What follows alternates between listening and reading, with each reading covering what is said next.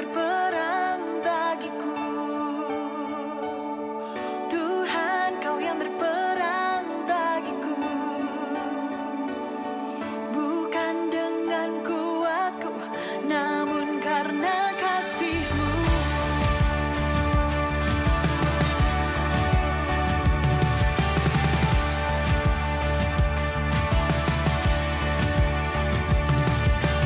Dalam keterbatasanku, aku berserah penuh. Ku naikkan pujian, berjalan denganmu Tuhan. Ketakutanku sirna, Kau bermegah di dalam kelemahanku. Mari kita bersama-sama mengikrarkan pengakuan iman rasuli. Aku percaya kepada Allah, Bapa yang Maha Kuasa, Khalik langit dan bumi, dan kepada Yesus Kristus, Anaknya yang tunggal, Tuhan kita, yang dikandung daripada Roh Kudus, lahir dari anak darah Maria, yang menderita sengsara di bawah pemerintahan Pontius Pilatus, disalibkan, mati dan dikuburkan, turun ke dalam kerajaan maut. Pada hari yang ketiga, bangkit pula dari antara orang mati, naik ke surga, duduk di sebelah kanan Allah, Bapa yang Maha Kuasa. Dan dari sana Ia akan datang untuk menghakimi orang yang hidup dan yang mati. Aku percaya kepada Roh Kudus, gereja yang kudus dan am, persekutuan orang kudus, pengampunan dosa, kebangkitan orang mati, dan hidup yang kekal. Amin. Shalom Bapak Ibu yang terkasih di dalam Tuhan. Sungguh kita bersyukur di dalam anugerah Tuhan memberikan kita waktu kembali untuk sama-sama boleh memuji memuliakan nama Tuhan. Mari Bapak Ibu yang terkasih di dalam Tuhan, kita akan memuji Tuhan kita akan menyembah Dia yang adalah Allah yang setia.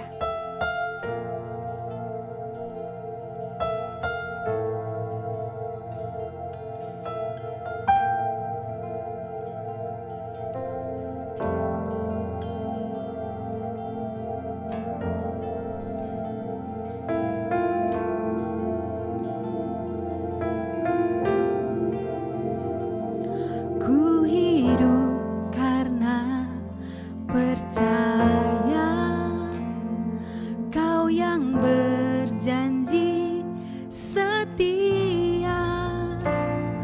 Pengharapanku selalu ada di dalam-Mu. Ku tidak akan menyerah meski dalam kesesakan.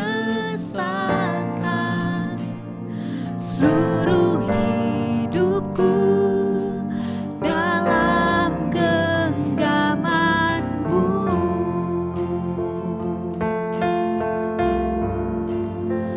Aku punya Tuhan yang besar, yang telah berjanji dan sanggup menggenapi. Imanku bersepakat percaya kuasa-Nya. Ku terima sekarang kemenangan dari-Mu. Mari bersama kita angkat pujian ini di hadapan Tuhan.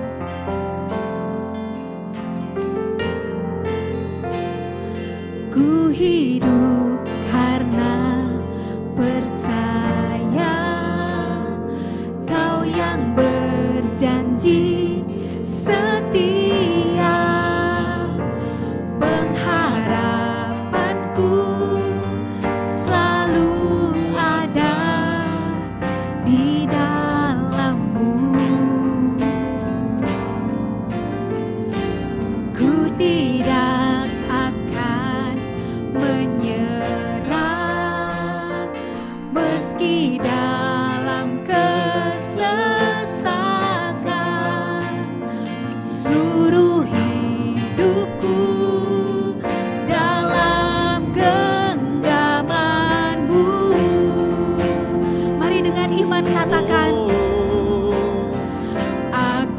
punya Tuhan yang besar, yang telah berjanji dan sanggup menggenapi. Imanku bersepakat percaya kuasa-Nya. Ku terima sekarang kemenangan darimu. Aku punya Tuhan yang besar, yang telah berjanji dan sanggup menggenapi. Imanku bersepakat percaya kuasa-Nya. Ku terima sekarang kemenangan darimu.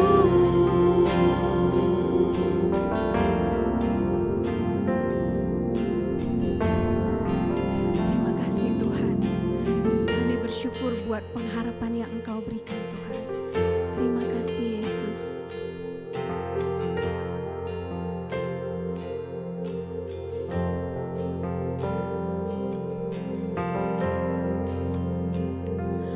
Yesus, padamu ku berseru, Kaulah penyelamatku. Terpujilah Kau Tuhanku. Mulutku memuji nama-Mu sepanjang umur hidupku. Terpujilah Kau Tuhanku di atas segalanya. Yesus, padamu ku berseru, Kaulah penyelamatku. Terpujilah Kau Tuhanku. Mulutku memuji nama-Mu sepanjang umur hidupku. Terpujilah Kau Tuhanku di atas segalanya.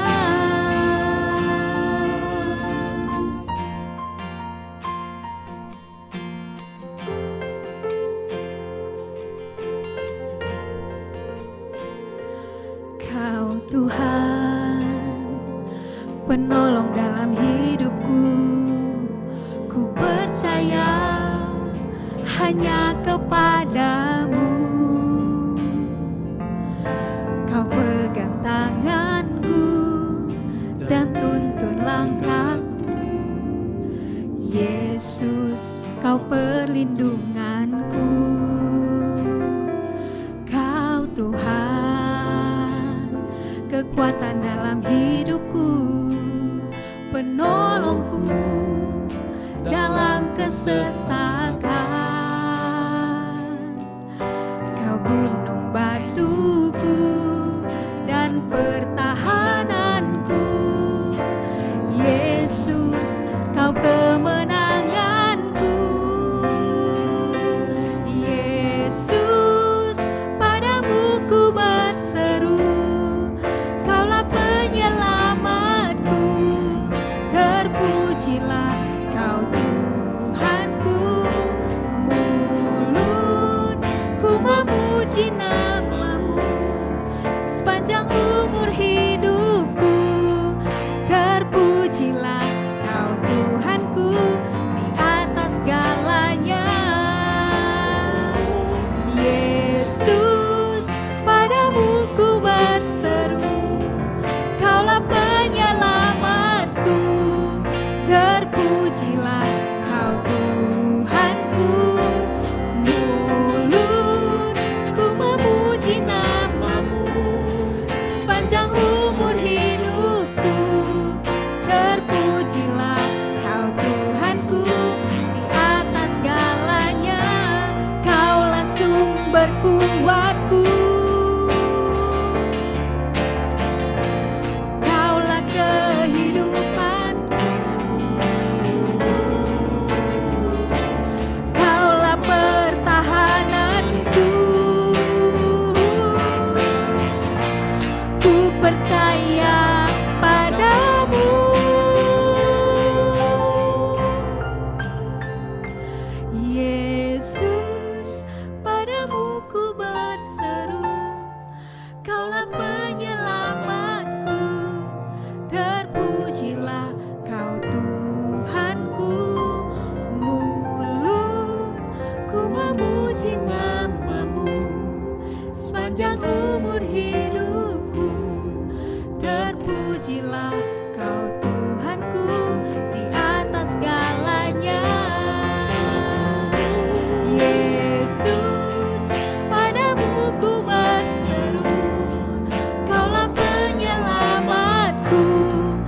terpujilah Kau Tuhanku.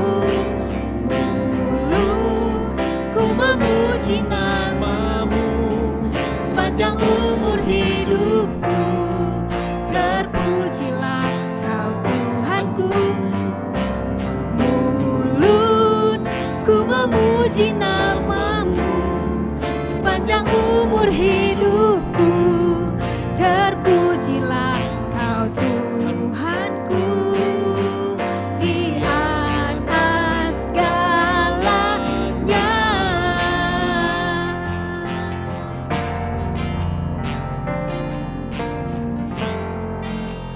大家平安，恭喜大家新年快乐，新年蒙恩，上帝祝福。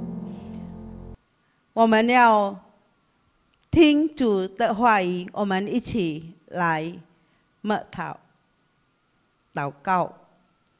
Mari kita bersatu dalam doa sebelum kita merenungkan kebenaran firman Tuhan. Bapa yang Maha Kasih, kami sungguh bersyukur dan berterima kasih kepadamu. Dalam suasana Imlek kami boleh ada saat ini karena anugerah Tuhan. Karena berkat-berkat Tuhan yang luar biasa dalam hidup kami. Yang sudah memberi kami sukacita, damai sejahtera bersama seisi keluarga kami menyembah Tuhan, beribadah kepada Tuhan pada pagi hari ini. Kami mau bersyukur padamu. Tuhan dan Roh Kudus pimpin kami semua, agar kami sungguh-sungguh mempersiapkan hati kami merenungkan kebenaran firman Tuhan. Dalam nama Yesus kami berdoa dan kami berserah. Amin. Tema yang mau kita renungkan pada hari ini dalam suasana Imlek, Tuhan yang membuat perjalananmu berhasil. Sang Ti Jiao Ni De Dao Lu Tong Da. Di Kejadian 24 ayat 34 sampai 38 saya bacakan ya, kemudian di ayat 40. 中文的你们可以看。我来念印尼文的, saya baca bahasa Indonesia. Lalu berkatalah ia, aku ini hamba Abraham. Tuhan sangat memberkati tuanku itu, sehingga ia telah menjadi kaya. Tuhan telah memberikan kepadanya kambing domba dan lembu sapi, emas dan perak, budak laki-laki dan perempuan, unta dan keledai. Dan Sarah, istri tuanku itu, sesudah tua, ia telah melahirkan anak laki-laki bagi tuanku itu. Kemudian kepada anaknya itu telah diberikan tuanku segala harta miliknya. Tuanku itu telah mengambil sumpahku.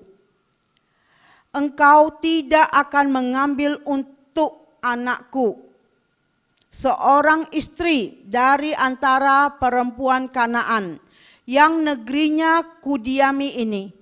Tetapi engkau harus pergi ke rumah ayahku dan kepada kaumku untuk mengambil seorang istri bagi anakku. Di ayat yang ke-40. Tetapi katanya kepadaku, Tuhan yang di hadapannya aku hidup akan mengutus malaikatnya menyertai engkau dan akan membuat perjalananmu berhasil, sehingga engkau akan mengambil bagi anakku seorang istri dari kaumku dan dari rumah ayahku. Saudara-saudari yang dikasihi oleh Tuhan, Tuhan yang membuat perjalananmu berhasil. Amin. Ya, berhasil dan hidup bahagia adalah dambaan setiap orang. Ya, apalagi dalam suasana Imlek, banyak kata-kata berkat yang kita sangat suka dengar dan kita harap itu bisa terjadi. Seperti ucapan kongsi facai. Wah, senang sekali facai ya. Semua orang suka berkelimpahan, beruntung, kekayaan, bertambah-tambah terus. Banyak orang mendambakan hal itu. Dan ada kata Imlek juga dalam tahun ini. Niu Nian Taji. Wah, semoga Anda dilimpahi dengan kemakmuran di tahun kerbau ya. Tahun lembu ya, ini ya, new. Ada lagi sampai mengatakan Cayen Guangjing. Ya, suka itu semoga Anda dapat banyak rezeki masuk.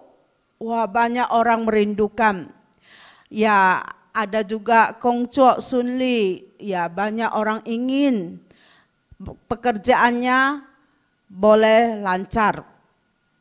Shen Yi, yang Zhou Shen Yi, Shen Yi Xing Long, wah, semua suka. Dan semua kata-kata berkat Xing Xiang Se Chen, semoga semua harapan Anda menjadi kenyataan. Ya, ini dambaan semua kita. Ada bahagia, ada sukacita, berhasil dalam kehidupan. Adalah dambaan setiap orang. Namun untuk memperolehnya tidak gampang. Dan tidak segampang kita membalikkan telapak tangan. Kalau kita pingin, ya banyak orang mengatakan ngomongnya gampang, tapi kenyataannya sulit. Karena kebahagiaan, karena keberhasilan adalah sesuatu yang diraih melalui ketekunan, kerja keras, dan penuh perjuangan. Di setiap keberhasilan seseorang, pasti ada harga yang harus dibayar. Betul enggak? Berhasil dalam mengerjakan segala hal yang dipercayakan, tentulah memberikan kebahagiaan tersendiri. Demikian juga halnya dipercaya untuk melakukan tugas besar. Tentulah menuntut suatu tanggung jawab yang lebih besar lagi. Kita tahu di Alkitab yang tadi kita baca, ada seorang yang bernama Eliezer. Adalah seorang hamba kepercayaan Abraham.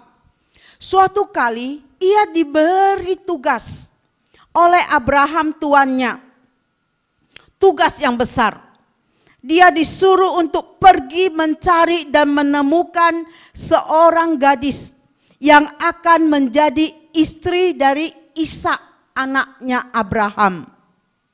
Eliezer harus pergi ke negeri asal tuannya. Yang ia sendiri belum pernah ke sana. Yang dia sendiri tidak tahu dan tidak kenal seorang pun ke tempat yang dia akan pergi.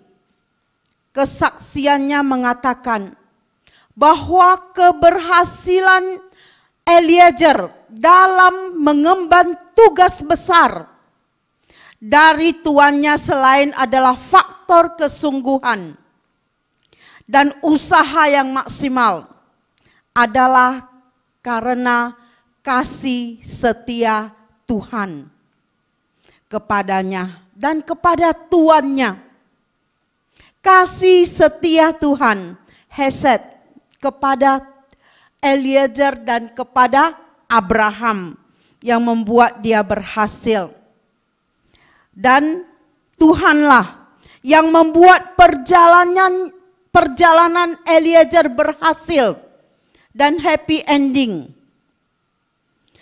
Kita tahu di Alkitab ada kisah Yosua juga yang mengalami keberhasilan yang gemilang dalam hidupnya. Karena dia melakukan kehendak Tuhan, akhirnya berhasil.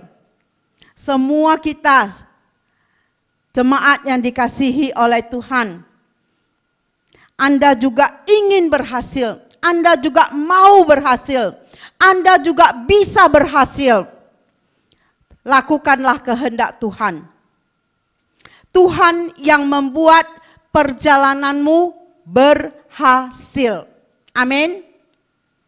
Ya, Eliezer hamba Abraham. Abraham sangat percaya kepadanya. Dan cerita ini di Kejadian 24 ayat 1 sampai 67, kalau kalian baca semua, ini cerita yang sangat menarik. Mengisahkan perjalanan seorang kepercayaan dalam rangka mencari dan menemukan jodoh untuk dijadikan istri bagi Ishak anak Abraham. Sebenarnya ini adalah tanggung jawab ayahnya Ishak atau Abraham ya, untuk mengurus pernikahan dari anak laki-lakinya dan menemukan sampai melaksanakan pesta pernikahan anaknya. Justru ini dilakukan oleh hambanya Eliezer, orang kepercayaan dari Abraham. Karena apa? Kenapa enggak Abraham sendiri? Rupanya pada waktu itu Abraham sudah sangat tua. Usianya waktu itu sudah 140 tahun. Abraham waktu itu sudah cepat sisap huiliao. Dan tubuhnya sudah lemah. Ibu ane ulat liao. Dan Sarah istrinya Abraham sudah mendahului dia meninggalkan dunia ini. Sehingga Abraham sendiri tubuhnya sudah lemah, sudah tidak sekuat waktu dulu. Tapi anak semata wayangnya yang sudah memasuki usia 40 tahun, si Ishak ini belum juga menikah. Bagaimana janji Allah akan digenapi, bahwa keturunan Abraham, Ishak akan sangat banyak seperti bintang di langit dan pasir di pantai. Itu janji Tuhan kepada Abraham. Tapi Abraham merenungkan, kenapa? Janji Tuhan kan anakku, keturunanku begitu banyak. Kenapa Ishak belum menikah? Bagaimana dia bisa punya keturunan yang banyak? Jika Ishak saja bukan menikah, pacar saja belum punya. Ya, dan waktu itu Ishak masih jomblo dikatakan, masih perjaga ting-ting. Dia masih seorang yang single.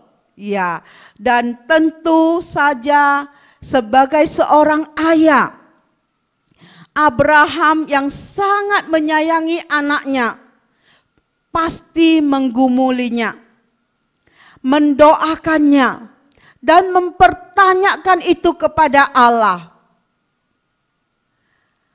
Kemudian setelah dengan pertimbangan yang matang, Abraham menunjuk Eliezer, hambanya yang setia, melakukan tugas khusus dan penting, yakni pergi mencari jodoh bagi anak kesayangannya Ishak.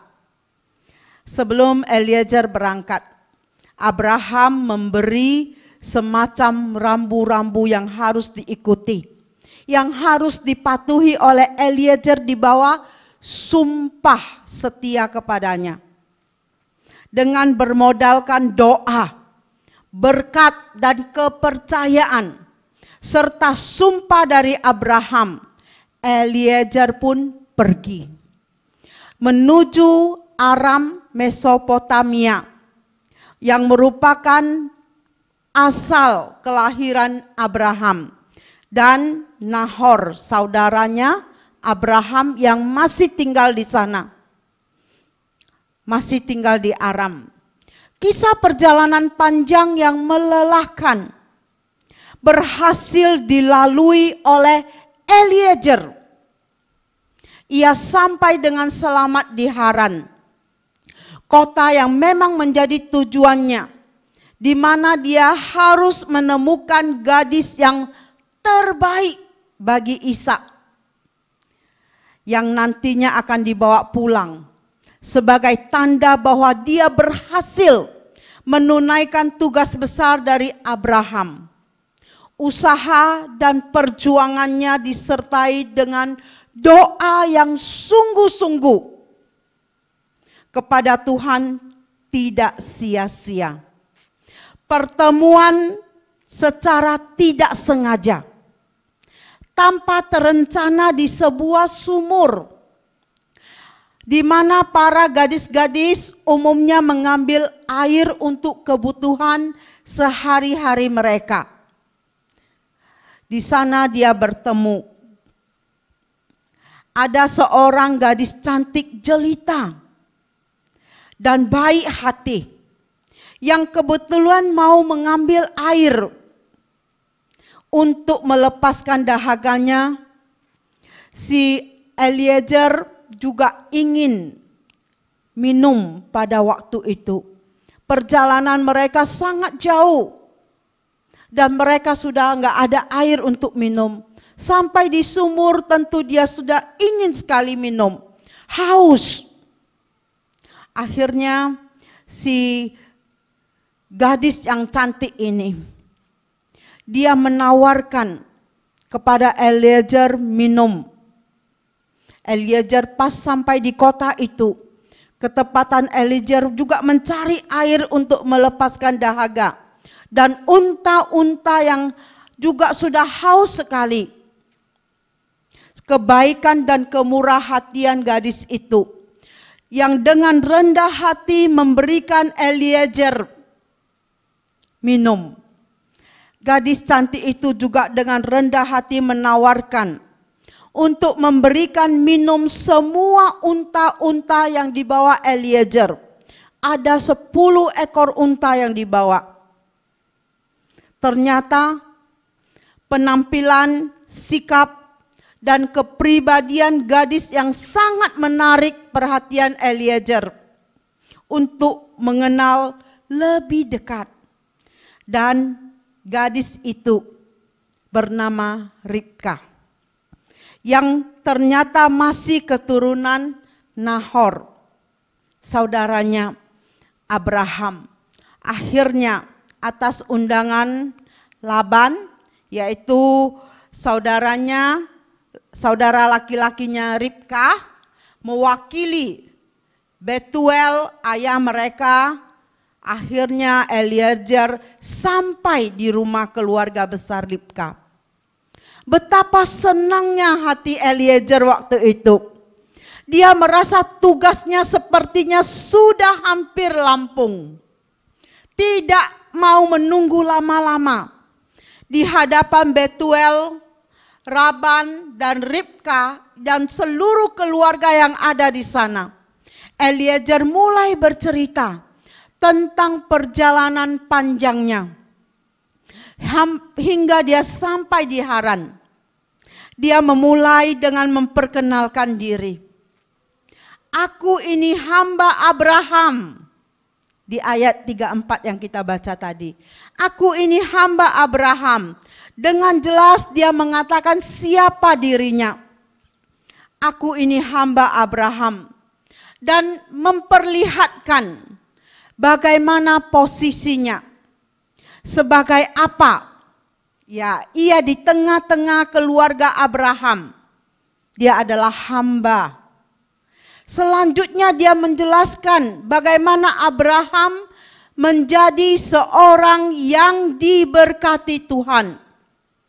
Di tanah perantauan bersama dengan seluruh keluarga dan semua orang yang ikut bersamanya. Tidak lupa dia menyebutkan Sarah, istri Abraham dan Ishak anak tunggalnya, yang merupakan pewaris kekayaan dari ayahnya. Sehingga Betuel dan Laban memahami, kenapa bukan Abraham yang sendiri datang. Setelah itu, barulah Eliezer masuk ke dalam pembicaraan yang paling inti. Apa? Mau cari jodoh untuk Ishak.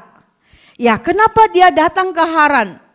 Bagaimana ia berjumpa dengan Ribka hingga sampai di rumah Eliezer bercerita kepada mereka. Eliezer menjelaskan bahwa dia diutus oleh Abraham ke tanah kelahiran ini hanya untuk menemukan gadis yang akan dijadikan istri Ishak anaknya. Eliezer juga mengatakan setidaknya ada 4 hal yang harus dipatuhi dan tidak boleh dilanggar dalam mencari gadis itu yang menjadi istri Ishak. Apa itu? 4 hal ini. Yang pertama, Abraham sudah kasih rambu-rambu harus berasal dari negeri keturunan atau kelahiran dari Abraham sendiri, yakni perempuan dari antara anak-anak saudaranya sendiri di Haran.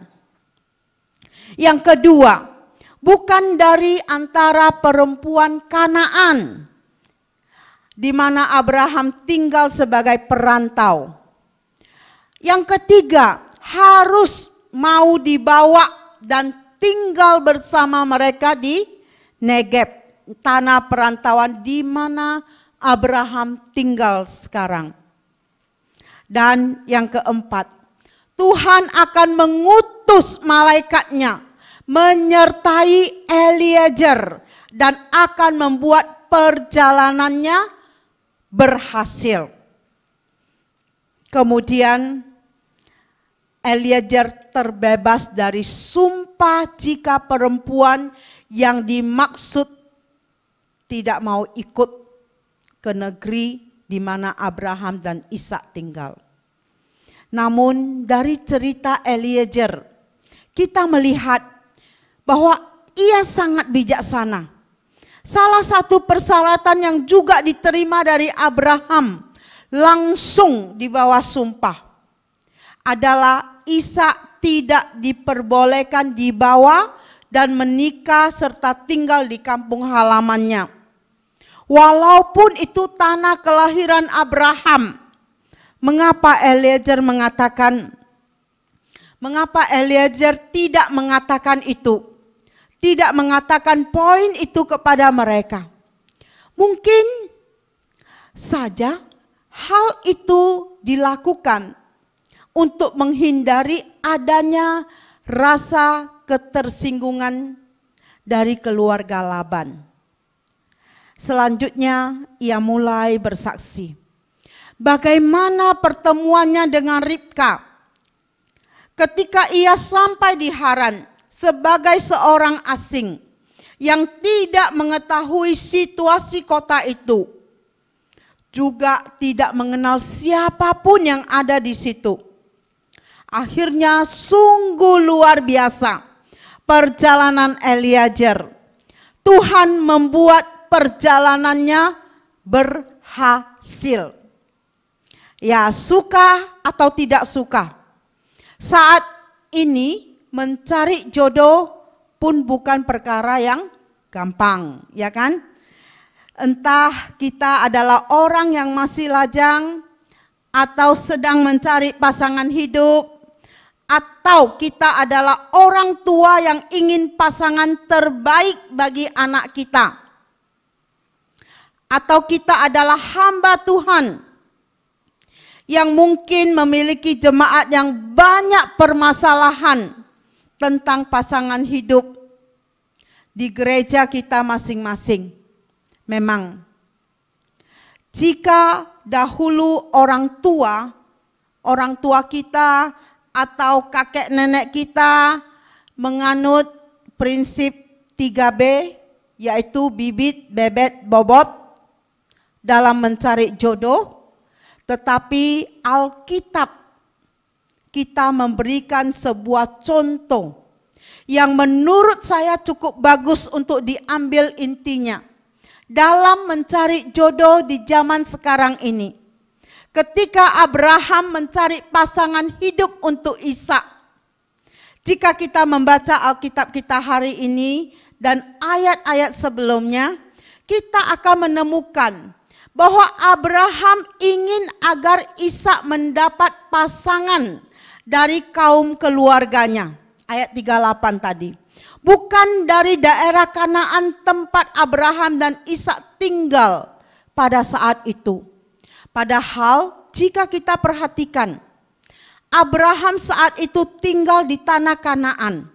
Sementara kaum keluarganya di daerah Mesopotamia. Ketika hamba Abraham melakukan apa yang diminta oleh Abraham, ia pun mencari jodoh bagi Ishak. Ketika ia sudah sampai di tempat yang dia tuju, apa yang dilakukan oleh hamba Abraham? Ia berdoa meminta petunjuk kepada Tuhan. Jadi kalau bagi yang mau mencari jodoh, berdoa dan minta petunjuk dari Tuhan. Amin. Ya, betul. Berdoa dan minta petunjuk dari Tuhan. Yang di ayat 42 sampai 44. Agar ia Tuhan menunjukkan kepadanya wanita yang Tuhan tunjuk menjadi istri Ishak. Akhirnya istri Ishak adalah Ribka. Setelah meminta, hamba Abraham itu pun tidak bersifat pasif. Melainkan justru dia melakukan tindakan iman. Yaitu minta kepada gadis yang ada di sana.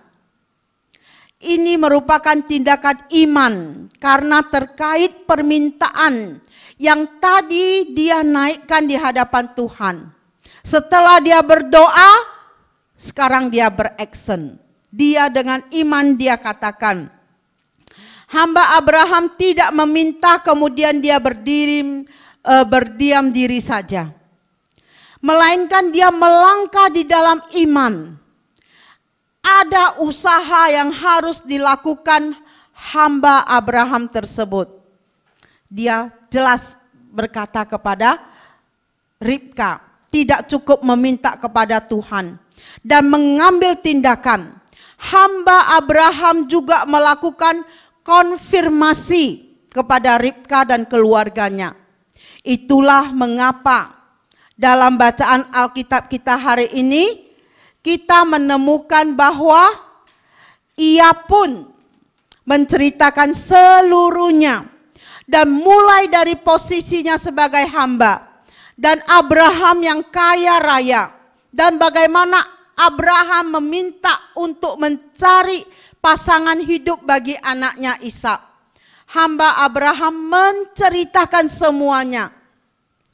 Hingga akhirnya tiba pada kesimpulan akhir. Yaitu bertanya kepada Ribka. Jadi sekarang, kata si Eliezer, apabila kamu mau menunjukkan kasih dan setia kepada tuanku itu, beritahukanlah kepadaku. Dan jika tidak, beritahukanlah juga kepadaku. Supaya aku tahu entah berpaling ke kanan atau ke kiri. Di ayat yang ke-49. Allah menunjukkan, menyatakan kasih setianya. Hesed itu kepada semua kita. Kasih setia Tuhan kepada Abraham ditunjukkan dengan tercapainya tujuan Eliezer.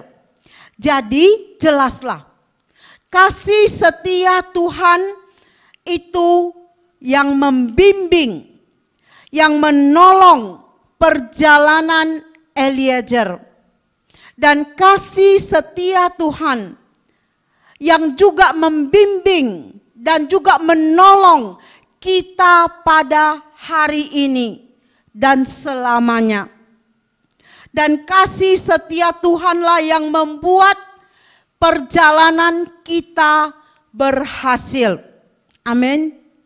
Jadi melakukan tugas besar dari Abraham, Tuhanlah yang membuat perjalanannya berhasil.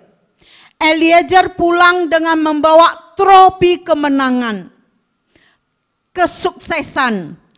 Ishak mengambil Ribka menjadi istrinya yang membuat dia bahagia.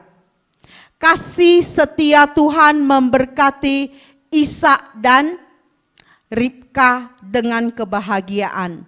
Kasih setia Tuhan juga yang membuat kita dalam suasana Imlek pada tahun ini yang masih pandemi dengan kebahagiaan. Amin. Khususnya bagi muda-mudi atau yang masih single, yang belum memiliki pasangan hidup, pertama-tama kita harus meminta kepada Tuhan. Bukan kepada orang lain, apalagi kepada mbah dukun. Kedua, kita harus mulai mau untuk mencari. Dan tentu saja kita harus mencari di tempat yang tepat.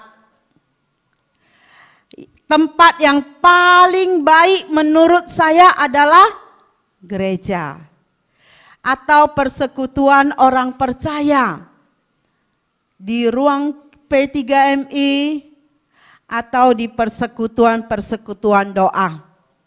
Karena kita akan lebih mudah menemukan orang yang seiman di sana.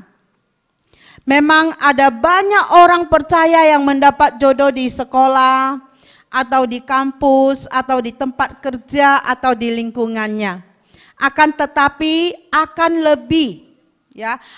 jauh lebih baik mencari di tempat yang tepat daripada mencari jodoh di kafe-kafe, di diskotik-diskotik, di bar-bar, di klub malam, bukan? Terakhir dan yang ketiga, lakukanlah konfirmasi sekali lagi. Jangan sampai kita merasa bahwa ia adalah jodoh kita, tetapi ia tidak merasakan hal yang sama. Bertepuk sebelah tangan. Engkau mencintai dia, tapi dia enggak mencintai kamu dan dia tidak menyukai kamu. Itu juga tidak ada gunanya. Lakukanlah konfirmasi sehingga kita tidak salah pilih. Dan kita melangkah dengan tepat.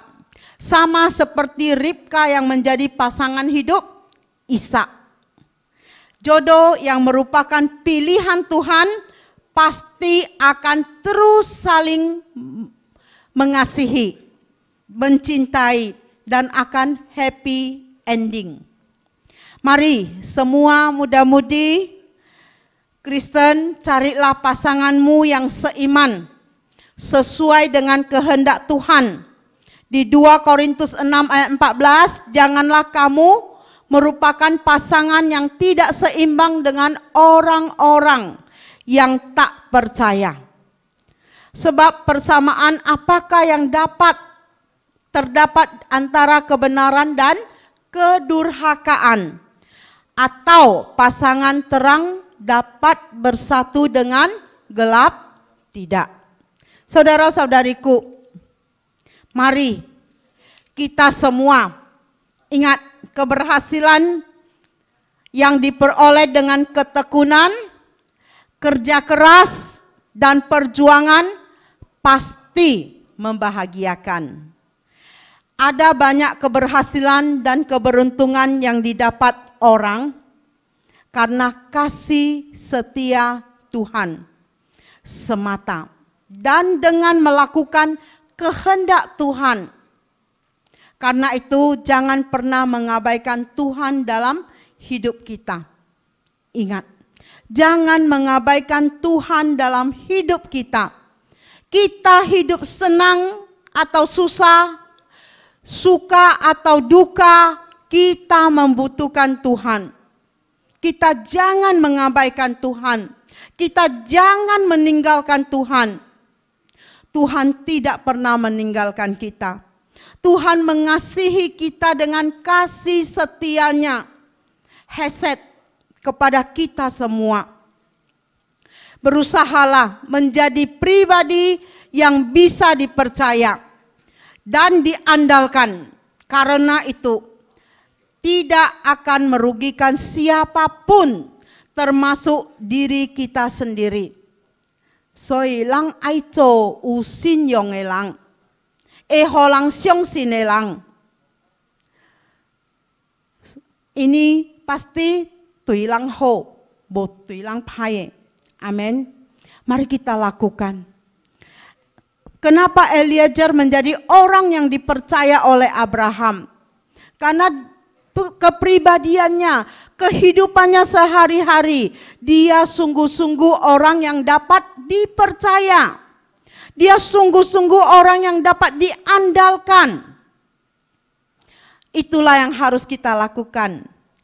Mari kita sama-sama menjadi orang yang bisa diandalkan, menjadi orang yang bisa dipercaya.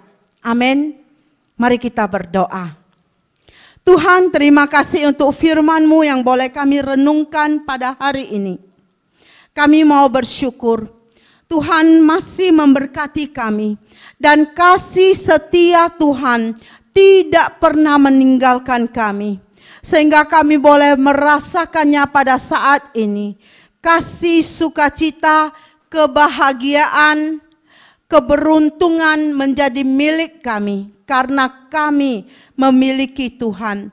Karena Tuhan Yesus adalah juru selamat kami yang hidup. Karena kasih setia Tuhan, kami boleh ada pada saat ini sebagaimana kami ada. Ini semua adalah kemurahan Tuhan. Ini semua adalah berkat-berkat Tuhan yang luar biasa, yang berkelimpahan dalam hidup kami. Terima kasih Tuhan. Dengar doa kami, berkati kami seisi keluarga, semuanya sehat-sehat, dan berkati kami, semua yang kami lakukan, kerjakan berhasil. Dalam nama Yesus kami berdoa dan bersyukur. Haleluya. Amin. Terima kasih. Tuhan memberkati. 新年快乐，新年蒙恩，大家祝大家身体健康，万事如意。Amin. Mari kita sama-sama bangkit berdiri. 我们一起起立，我们一起念主祷文，然后我们领受神的祝福。Kita sama-sama bangkit berdiri, mari kita doa Bapa kami, kemudian kita terima berkat dari Tuhan. 我们在天上的父，愿人都尊父的名为圣，愿父的国降临，愿父的旨意行在地上，如同行在天上。我们就用的饮食，今日赐给我们，赦免我们的罪，如同我们赦免得罪我们的人，不叫我们一切试探，拯救我们脱离凶恶。因为国度、权柄、荣耀，全是父的，直到永远。阿门。我们来领受神的祝福。Mari kita terima berkat dari Tuhan. Tuhan memberkati engkau dan melindungi engkau. Tuhan menyinari engkau dengan wajah-Nya dan memberi engkau kasih karunia. Tuhan menghadapkan wajah-Nya kepadamu dan memberi engkau kasih karunia yang berkelimpahan dari saat ini sampai selama-lamanya. Amin.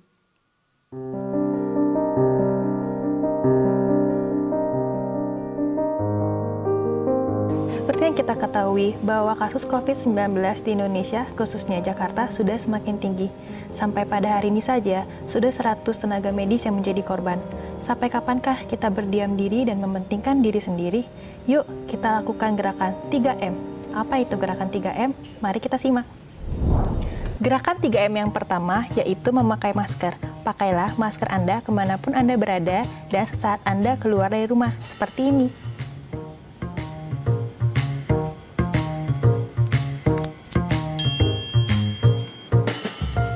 Mas, mau penyemprotan gas beracun ya?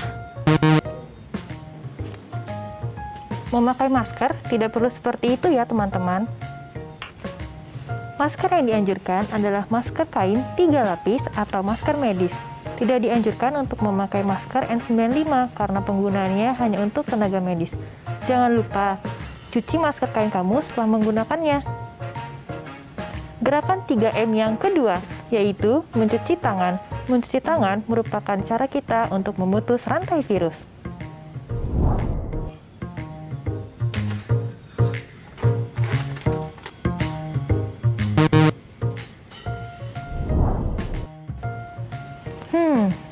Ini yang saya maksud memutus rantai virus.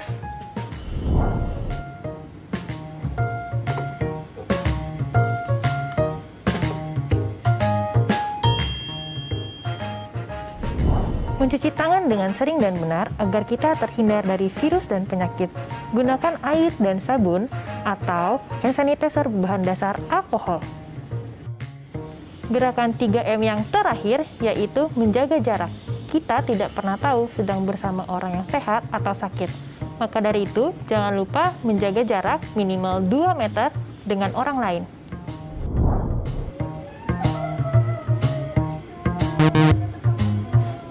Ingat, jaga jarak Anda dengan siapapun, walaupun dengan teman yang sudah lama tidak bertemu.